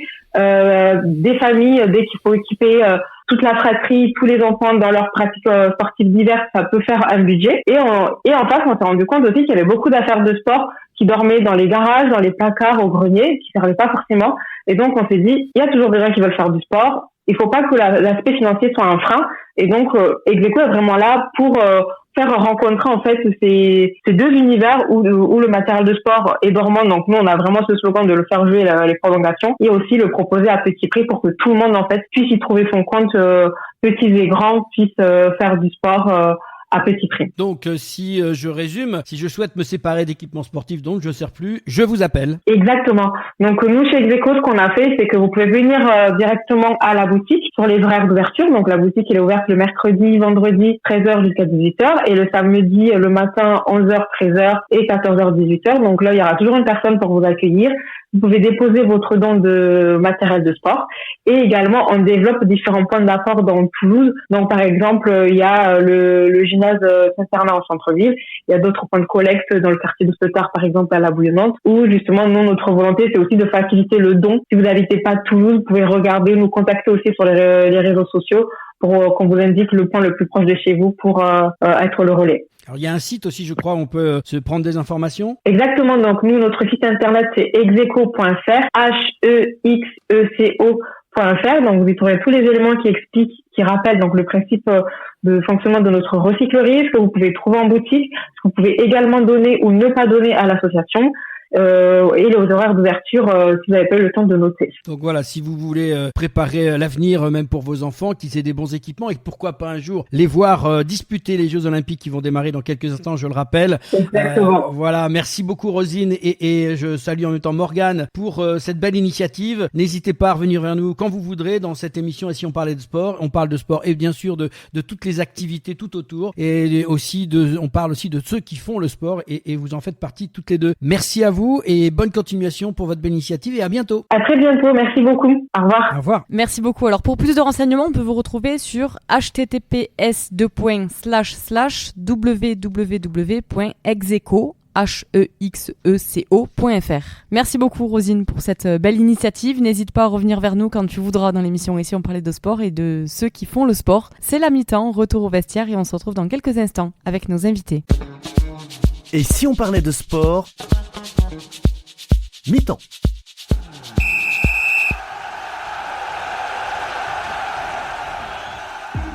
Passionné de sport, vous souhaitez participer à son développement sur le territoire de la Haute-Garonne ?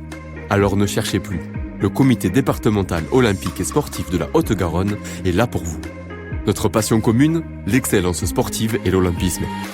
Le CDOS 31 accompagne les comités départementaux et les clubs dans leur développement.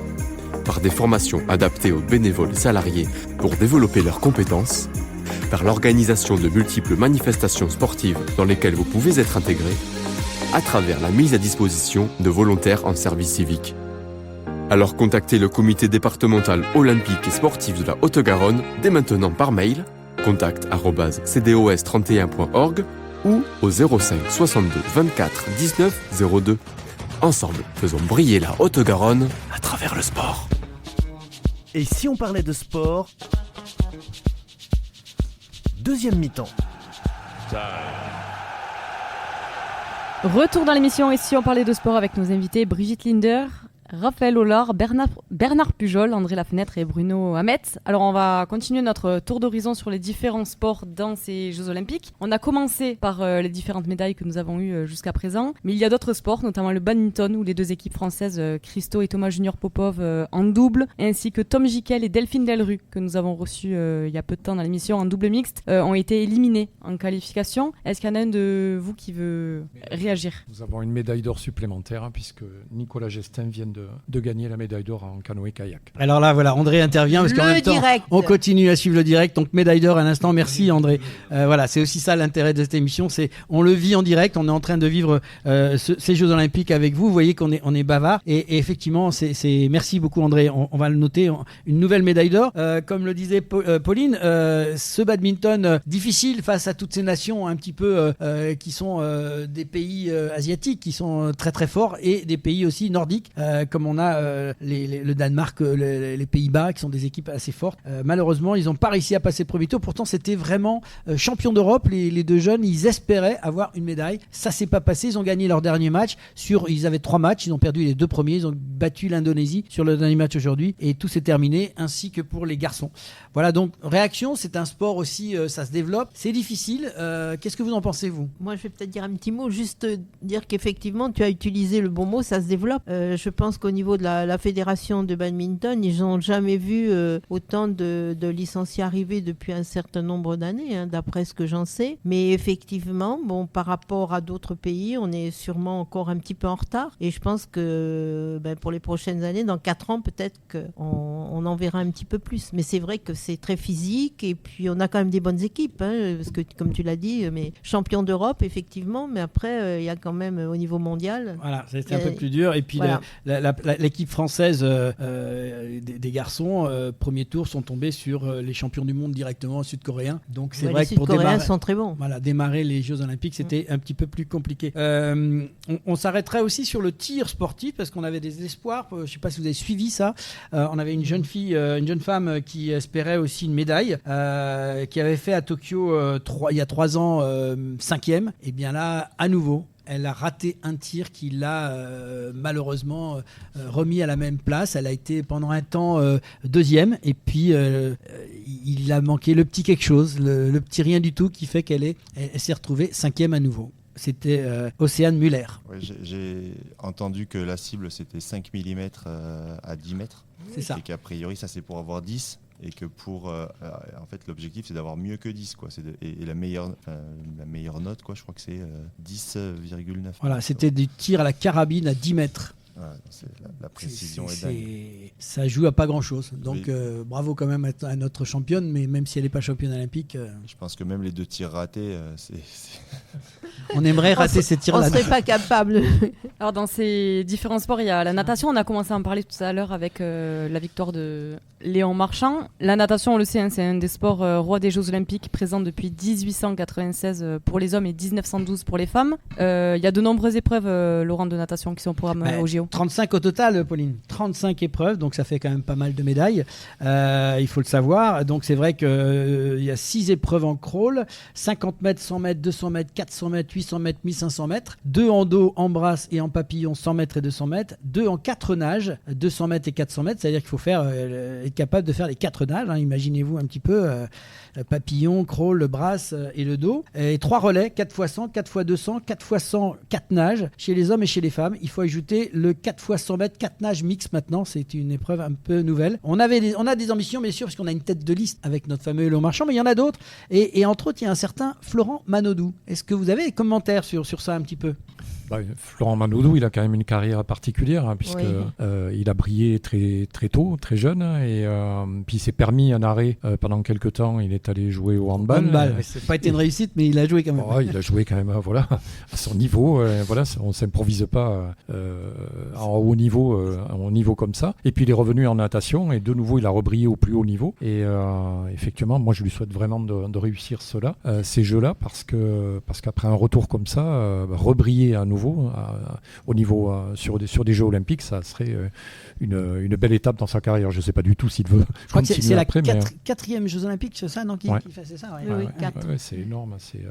Quelle carrière, quoi. Et là, oui, il a fait des records. Il est revenu à un bon niveau puisqu'il a gagné il a gagné sa qualification et en même temps, il approche les meilleurs du monde, quoi. Oui, il reste à un bon niveau. Il reste médaillable. Ouais. Alors, on va les citer parce que c'est important. Il y a aussi un certain Maxime Grousset. Il y a David Aubry qui a fait premier cet après-midi là, dans la demi-finale. En 800 mètres. En 800 mètres, c'est ça, ouais.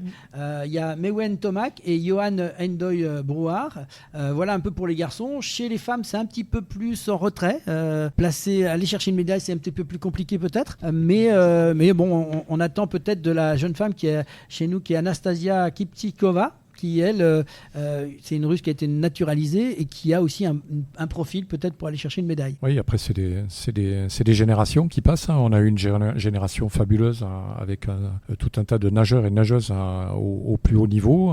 Là, on a un Léon Marchand qui domine et qui va tirer tout le monde vers le haut.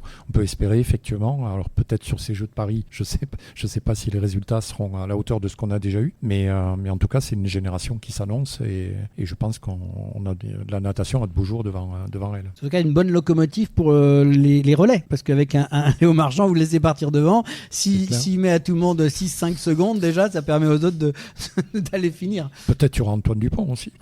Peut-être il y aura Antoine Dupont. Je ne sais pas, Bernard, ce que tu en penses. Déjà, donc, il sait danser. Revenir, Antoine, il sait tout faire, mais on va le laisser tranquille, tellement il est merveilleux, ravissant, et nous fait plaisir, puisqu'on en parle toujours. Tu disais 35 activités ou disciplines. 35 épreuves. Donc on se rend compte que depuis toujours au jeu, la natation et l'athlé, ce sont vraiment les grandes valeurs de l'olympisme. On parlait du badminton, on parlait des activités émergentes, et on salue, et on va y venir certainement. Il va falloir les accompagner pour que ces activités ne soient pas seulement que dans la tradition, dans le développement, hommes, femmes, tout pays, universel. Mais bon, l'équipe de France de natation, sans être une grande nation majeure, on a toujours eu des Nakache et des Godvalès, des Caron, je ne les citerai pas, je dirais maintenant on a Marchand. On a toujours eu des ovnis. Et ça, on reste une grande nation de la natation. L'athlète est un peu pareil. Il faut avoir des Pérec, il faut avoir des personnes qui font rêver et qui performent. Des Lavellenie, des Dru, on a toujours eu. Ça reste très compliqué la natation et l'athlète.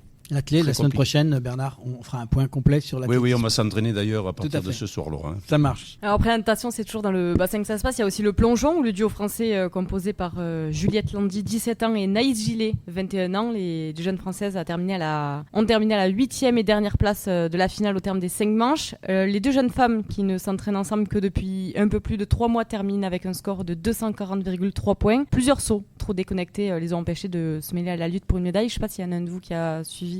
Alors moi, tout ce que je sais, c'est qu'effectivement, elles se s'entraînent depuis très peu de temps, depuis 3 mois simplement. Donc pour régler un duo, c'est quand même particulier. Mais je note simplement qu'elles sont dernières de la finale, c'est-à-dire qu'elles sont sorties des séries et des qualifications pour arriver en finale. Donc c'est déjà une performance qu'on faut relever. J'ai vu que les garçons aussi cet après-midi n'avaient pas été en finale, mais ils se sont bien battus aussi. Donc c'est des duos. On va voir ce que ça donne maintenant en simple dans la semaine qui suit. Là, il va y avoir les plongeons en simple et on a peut-être une chance avec un jeune plongeur dont j'oublie le nom à l'instant qui lui peut faire des médailles. Mais comme tu disais, Laurent, il y a quand même quelque chose qui est intéressant, et puis Bernard aussi le relevait un petit peu, c'est qu'effectivement, c'est extraordinaire quand on a des jeunes qui arrivent et qui nous font des médailles comme on en a plein les yeux en ce moment. Mais il faut penser aussi à tous ceux qui arrivent quand même, qui sont arrivés, qui sont au pied du podium, 4e place, mais aussi 5e, 6e, 7e, jusqu'à la 10e place, ou même après, c'est quand même respectable. Et ça serait peut-être bien, à la fin des Jeux,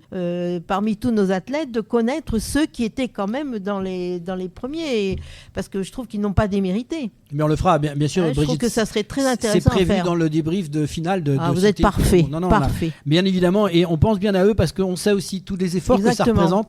Et il n'y a pas que la médaille. Et c'est très important de le souligner. Une 4e place, c'est ce qu'on appelle la médaille en chocolat, comme on dit. Mais quel effort il faut faire pour être 4e, c'est important. Il faut effectivement, Brigitte, 571 Français et Françaises participera. Or, effectivement, on voit que l'effet médiatique et nos ovnis ou nos fers de lance, on a tendance à ne parler qu'à les deux. Donc, effectivement, il y a aussi les 550 autres. J'ai regardé la liste, effectivement, humblement, et pour avoir préparé l'émission, j'ai pas dormi de la nuit. Il y a beaucoup de noms que je ne connaissais pas, que j'ai découverts.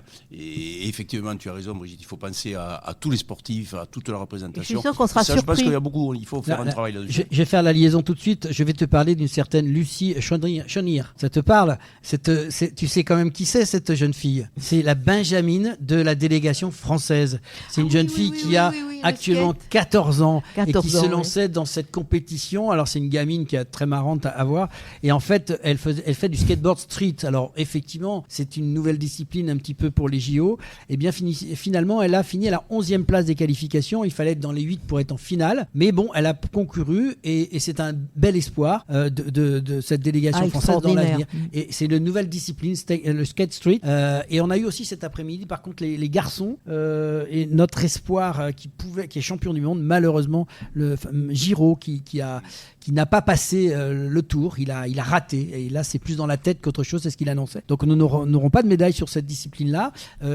Mais en tout cas, voilà, c'est une nouvelle discipline. Et quand on voit à Paris ce qu'ils ont réussi à installer, ce skatepark, on l'appelle comme ça, c'est extraordinaire sur la place de la Concorde. Ah oui, ça c'est extraordinaire. Mais je ne me rappelle plus de son prénom, la petite de 14 ans. Lucie. Ah, Lucie, elle a été extraordinaire hier quand même, parce qu'elle est d'une simplicité, et puis on voit encore cette innocence de l'enfance, mais c'est la seule qui a quand même apprécié le lit en carton 14 ans. Du village. Voilà, elle a dit que le lit en carton était très bon, très confortable. Alors qu'on sûr, pour une jeune fille de 14 ans. Ça c'est le petit truc. Voilà. Un basketteur qui fait 1m80, et c'est peut-être un peu plus différent. Faut pas dire de 24. Oui. Voilà.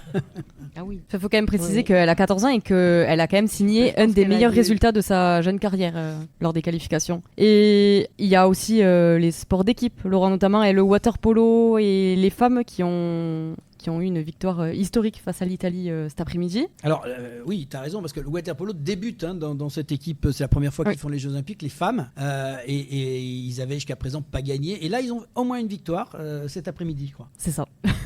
Et qu'est-ce qu'ils ont eu comme médaille? Là, c'est les tours de qualification pour l'instant. Qualification, pardon. Elles ont eu une victoire historique contre l'Italie. Voilà, l'idée, si vous voulez, c'est comme propose Pauline, c'est qu'on fasse un petit tour sur les sports collectifs, parce que ça a démarré. On ne parle pas des finales encore, mais où est-ce qu'on en est?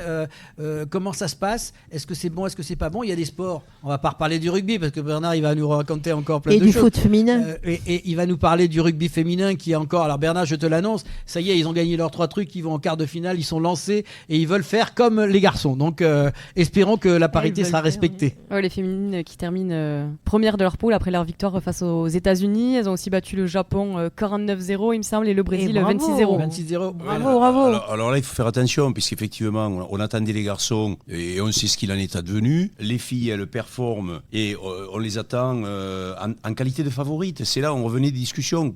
Léo Marchand, il ne pouvait pas se manquer, on l'attendait trop, c'est pas possible. Bon, il est parti devant, il a tout cassé, il n'y a plus de carrelage. On sait très bien ce qu'il en est advenu. Mais et l'équipe de France de rugby à 7, on dirait qu'elle n'a pas le droit de perdre. Je veux dire, il faut qu'elle gagne. Alors c'est compliqué. Mais tu as raison, Bernard. Pauline a l'intention de s'inscrire, il faudrait que tu lui expliques. L'année prochaine, elle va jouer au rugby à 7. Et après, en sport co, il y a aussi le basket. Chez les hommes, il y a eu le premier match France-Brésil où la France a battu le Brésil 78-66. Alors là, c'est pareil. C'était compliqué les matchs avant. Et là, ils ont quand même gagné leur premier match.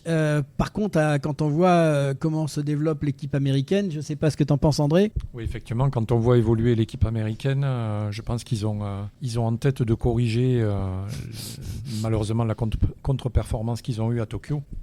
Et je ne suis pas sûr qu'ils se loupent avec les noms qu'il y a sur la feuille de match. Oui. Je pense que ça va être dur de les déloger. Après, un match reste match, on verra bien. Mais voilà. Et l'équipe de France, effectivement, qui a retrouvé des couleurs après une préparation avec une série de défaites qui faisait un petit peu peur, quoi. Et ensuite, il y a aussi le handball. Alors, le handball féminin, après une victoire péniblement arrachée contre la Hongrie pour son entrée en lice dans ces Jeux Olympiques, l'équipe de France féminine de handball s'est imposée 32-28 face aux Pays-Bas. Et il y a aussi, du coup, chez les hommes, dans une ambiance bouillante, les Bleus ont complètement craqué 29-37 contre le Danemark après une entame idéale. C'est inquiétant pour les champions olympiques en titre. Je pense que c'est peut-être une piqûre de rappel intéressante.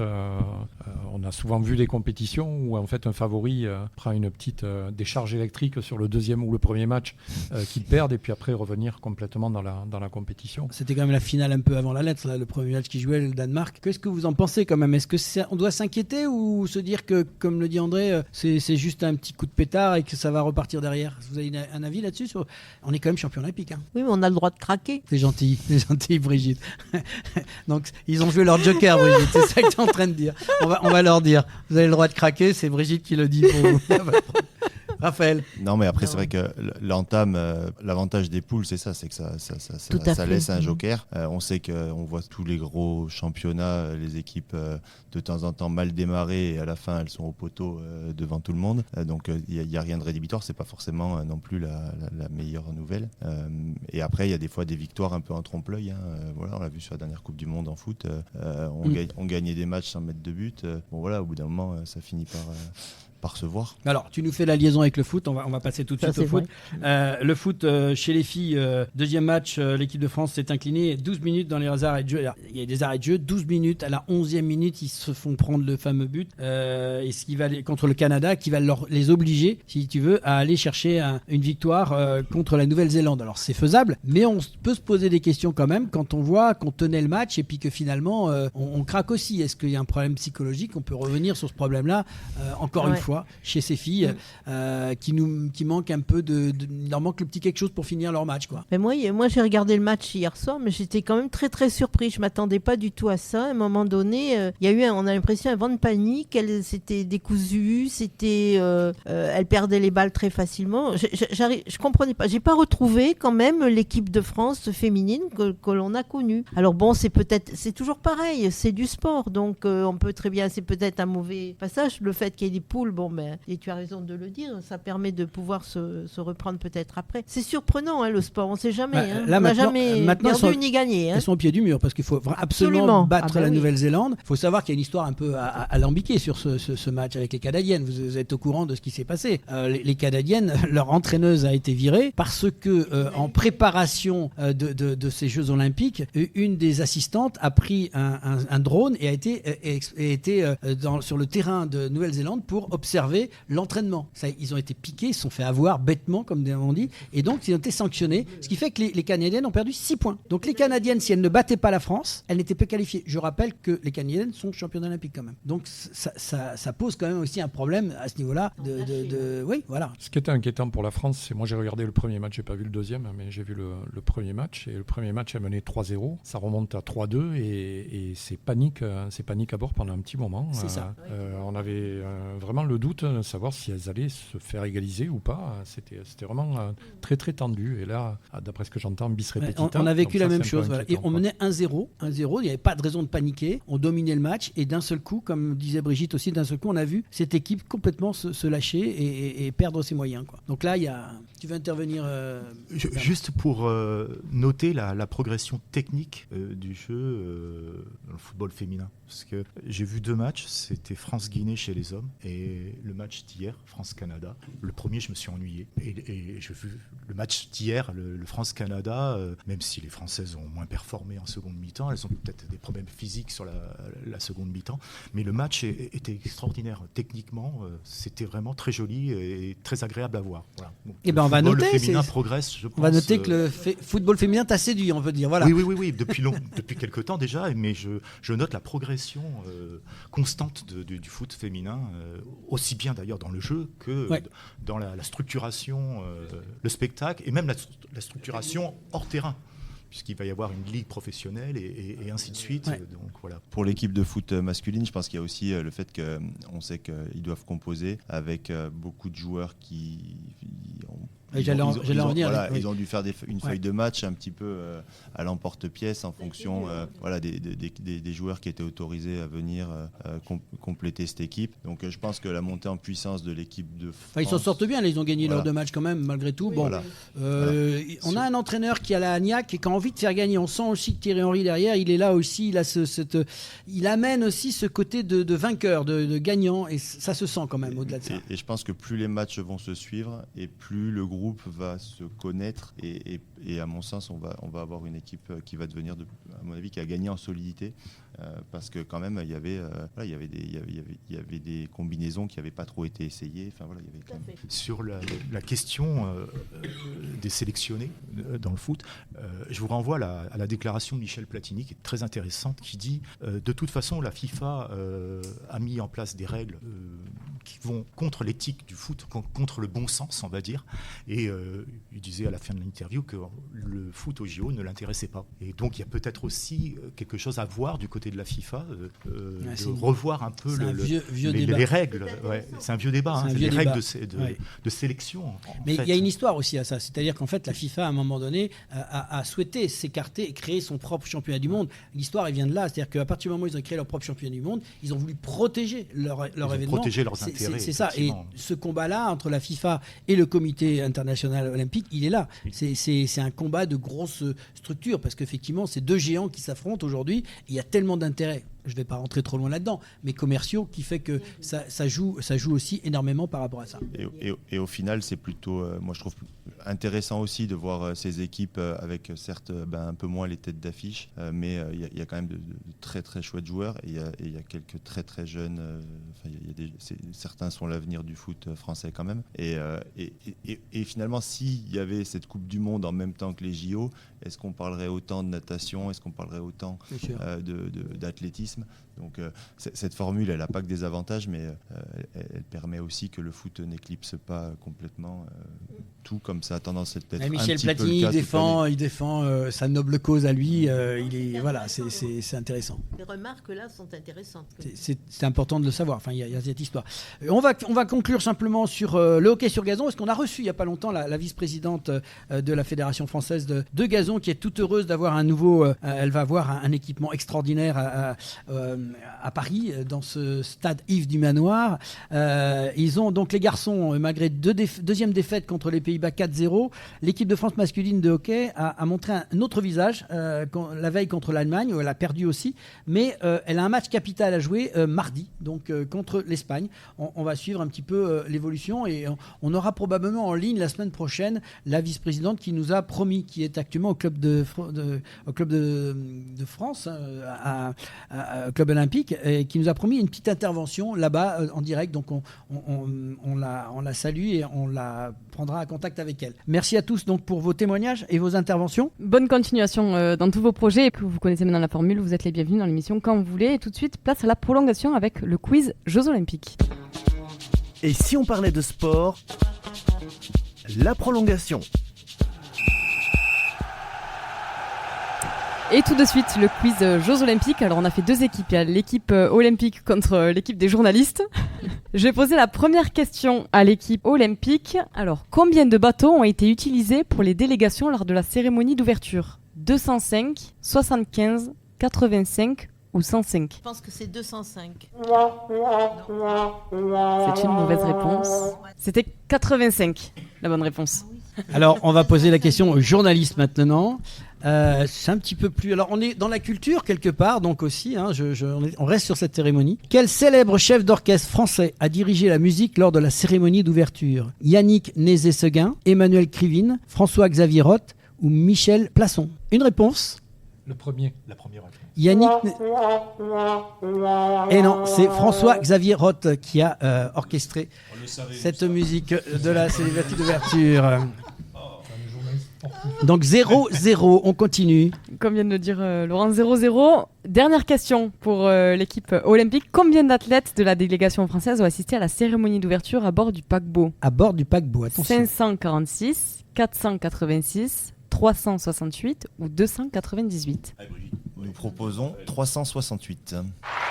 C'est Bravo. une bonne réponse. Bon, là, ça fait appel aux journalistes. On est tombé sur le bon cheval. Alors, on a parlé de lui, mais est-ce qu'on a retenu son nom ? On s'adresse aux journalistes. Attention, comment s'appelle le doyen des champions olympiques français qui a remis la flamme à Marie-Josée Pérec et Teddy Riner ? André Costa, Charles Coste, Henri Charles ou Charlie Coste ? Charles Coste. C'est une égalité parfaite. Alors, pour reprendre les termes de judo, ikiwake, ça veut dire égalité. Bravo à tous les deux. Il n'y a pas de vainqueur, c'est le principe. On a participé. Bravo à tous les deux. Ça prouve que les journalistes et les olympistes peuvent cohabiter. Un grand merci à toutes et tous pour votre participation dans l'émission. Et si on parlait de sport, c'est la fin du match de cette 59e émission. Retour au vestiaire pour les grands rendez-vous à venir et le programme de la semaine prochaine. Et si on parlait de sport, fin du match.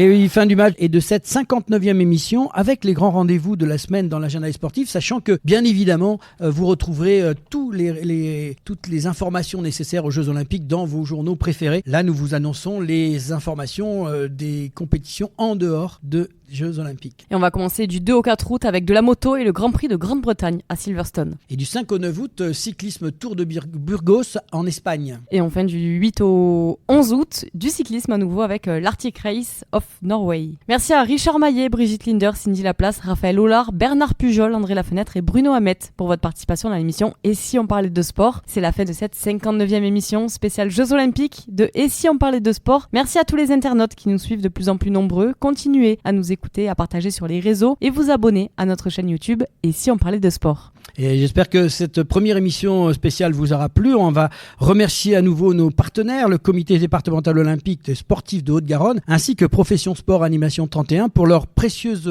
contribution à la réalisation de cette émission. À André Lafenêtre aussi, qui est directeur général du magazine Sport Région, et Bruno Hamet, directeur fondateur de l'émission Belle Ombra, de l'agence Belle Ombra, tous deux organisateurs de Dialogue Sport, nos partenaires qui vont nous accompagner pour ces émissions spéciales Jeux Olympiques et Paralympiques. Merci à l'équipe technique pour le formidable travail qu'elle réalise chaque semaine pour produire cette émission, à Sébastien Couratin, notre partenaire informatique Semperconnect pour l'ensemble du suivi réseau informatique, plateforme podcast, site internet et ses conseils avisés. Merci Pauline Gaston Conduite, qui est journaliste et co-animatrice de l'émission, et pour ton aide précieuse à la préparation et à la réalisation réalisation de cette émission. Merci à toi Laurent et on se retrouve la semaine prochaine pour une nouvelle émission spéciale Jeux Olympiques. Avec nos consultants, nous plongerons à nouveau dans l'ambiance de ces Jeux pour décrypter les résultats et les médailles de nos athlètes français. Alors la semaine prochaine, Pauline, tu seras sur le terrain pour nous, correspondante, et je crois que tu vas suivre une épreuve, tu auras la chance de suivre une épreuve de beach volley. C'est ça. Voilà, donc on se retrouve, mais toi on t'appellera sur le terrain pour que tu nous commentes un petit peu ce que tu vois sur le terrain. Pas de problème et merci à tous de votre fidélité. Rendez-vous pour une nouvelle aventure de Et si on parlait de sport la semaine prochaine.